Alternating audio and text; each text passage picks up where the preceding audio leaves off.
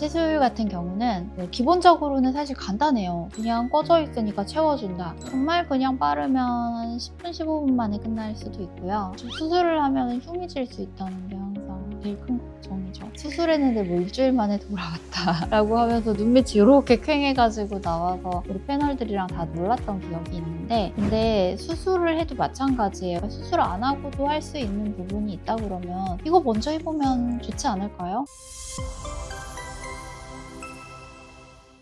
안녕하세요. 동안 큐레이터 소블리입니다. 반갑습니다. 원장님, 오늘 학회에서 눈밑 관련해서 발표하셨는데요. 아무래도 눈밑 관심 많은 분들이 좀 많은 것 같아요. 눈밑 때문에 스트레스나 고민이신 분들 많을 텐데 공통적으로 좀 이렇게 호소하는 내용들이 좀 어떤 게 있나요? 오늘 사실은 안과 선생님들 학회에 가서 강의를 했어요.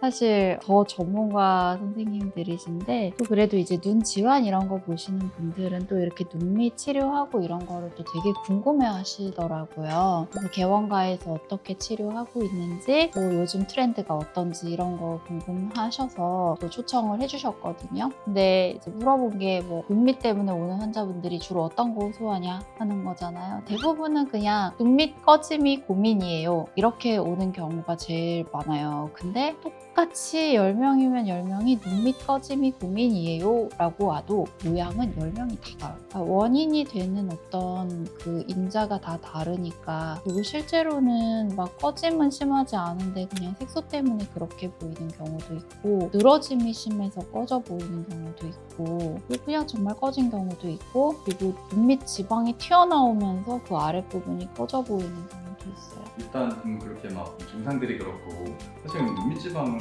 왜 없애려고 하는 걸까요? 있으면 좀 어떻게 안 좀... 예쁘니까. 안 예쁘지 않아요? 그쵸, 안 예쁘고 사실은 음. 좀 이제 나이를 더 들어 보이게 하는 효과도 좀 있는 것 같더라고요. 제가 좀 요즘 보니까.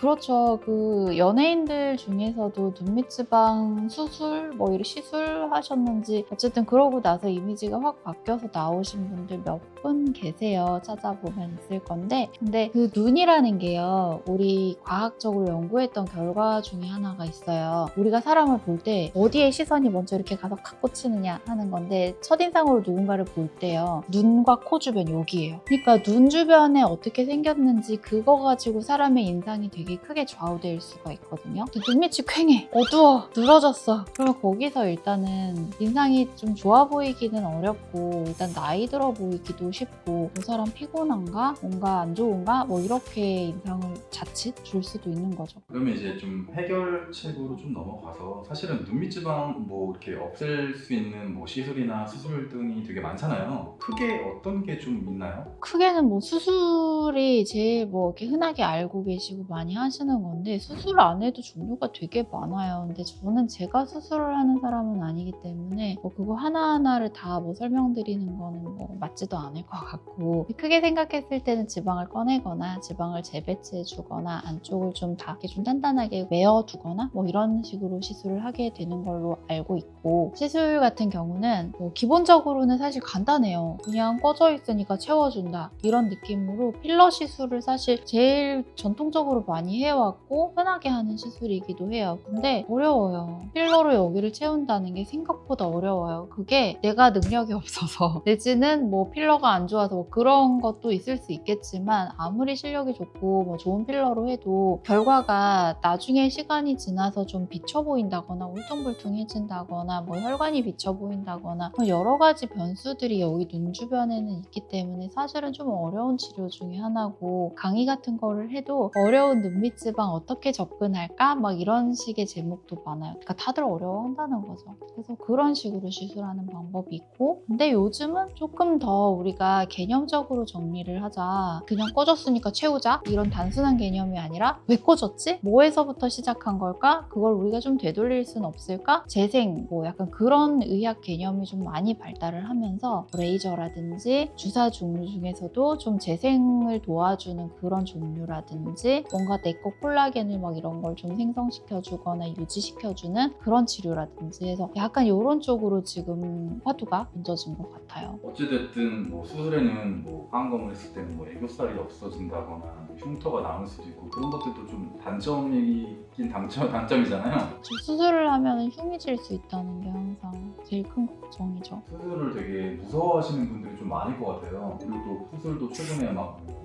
사시가 됐다던가 뭐 실명이 됐다던가 그런 뭐 아주 크고 작은 이슈들이 조금 생기기도 했었잖아요. 수술을 아무래도 좀 이렇게 걱정되시는 분들이 많이 올 것 같은데 좀 그런 분들에게 좀 이런 시술을 하는데 좀 어떤 식으로 좀 이렇게 눈의 개선을 좀 도와주시나요? 진짜 우리 지난번에 그 유레카 촬영할 때 나왔던 사례자가 그랬어요. 수술했는데 뭐 일주일 만에 돌아왔다 라고 하면서 눈밑이 이렇게 퀭해가지고 나와서 우리 패널들이랑 다 놀랐던 기억이 있는데, 근데 수술을 해도 마찬가지예요. 그러니까 뭐 그 경우는 뭐 일주일 만에 돌아왔다라고 표현하셨지만 진짜로 그랬는지 어쨌는지 뭐 제가 전후 사정을 모르니까 판단할 수는 없지만, 근데 어쨌든 수술을 했으니까 평생 나는 이렇게 눈이 이렇게 안 처진 눈을 갖고 살 거야? 라고 생각하는 게 착각이라는 거예요. 수술을 해도 거기서부터 다시 또 이제 노화는 시작되는 거죠. 그래서 몇 년에 한 번씩 다시 수술을 해야 되는 경우도 있고, 그렇기 때문에 사실 뭐 진짜 저희 병원에도 너무 많이 늘어지거나 너무 많이 튀어나오거나 그런 경우에는 수술을 먼저 추천드립니다 하고 보내드리는 경우도 있어요. 근데 그렇지 않고 시술적으로, 그러니까 수술 안 하고도 할 수 있는 부분이 있다 그러면 이거 먼저 해보면 좋지 않을까요? 그러면 이제 원장님이 하시는 시술이 어쨌든 뭐 좀 다르기는 하겠지만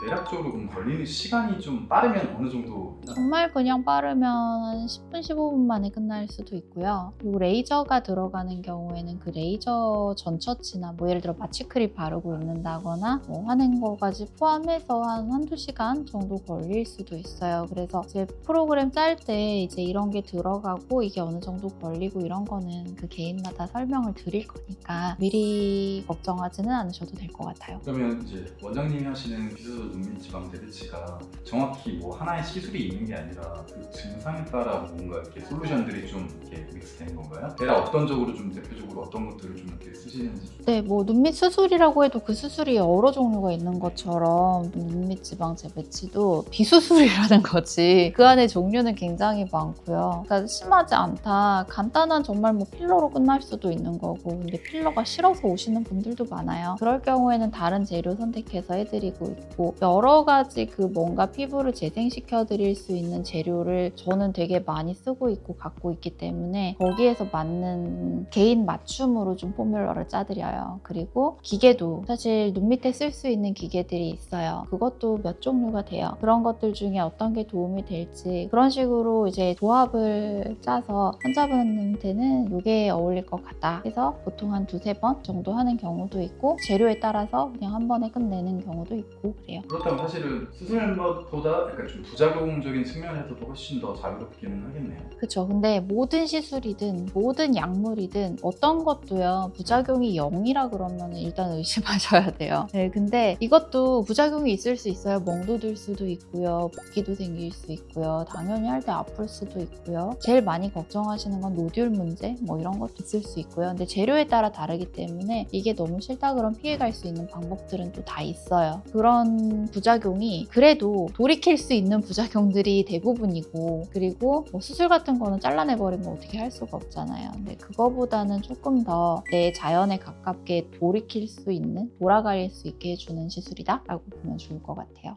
눈밑 지방이 고민이신데 수술하기가 무섭잖아요. 그럴 때는 꼭 수술을 해야 되는 어떤 적응증이 있을 수도 있지만 수술 외에 비수술적으로 개선할 수 있는 방법이 분명히 또 있을 수가 있기 때문에 혹시 내가 어떤 케이스인지 좀 확인해 보시고 조금 더 편한 방법으로 개선할 수 있다면 그 방법을 추천드릴 수 있으면 좋을 것 같아요. 지금까지 동안 큐레이터 소블리였습니다.